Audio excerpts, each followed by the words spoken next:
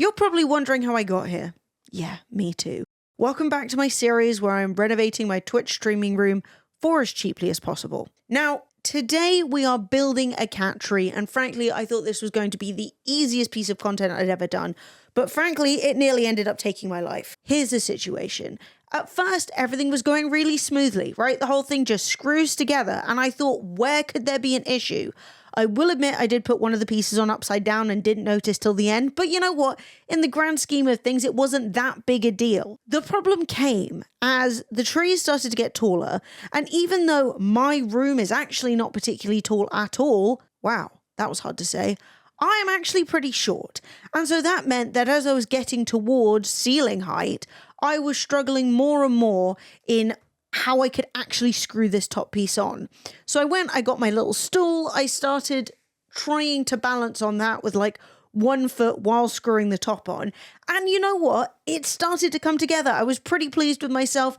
And there was only a small gap at the top. And that's fine because they specifically give you this little white pole that you can put in, which helps brace it against the ceiling. Great, I thought, except that because my ceiling is not very high, once I put that little pole in and I squeezed it down as much as I could, yeah, all I managed to do was wedge the damn cat tree into the corner of the room.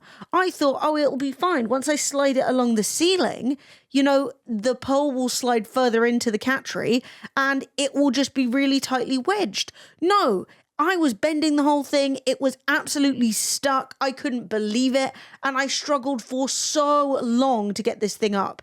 Now, at one point, I was like boiling. I was starting to absolutely cook in my jumper, even though it's winter, because I was building up such a sweat. Well, yeah, then I pull my jumper off and stick my thumb through the material of my top. I'm furious. I really like that top, and it's completely ruined now. Anyway, I had to grab a bread knife. I had to cut the pole in half. Actually, I only cut it a little bit and then I snapped it, and I'm really annoyed because I didn't catch it on camera. But trust me, I really hulked out with that one.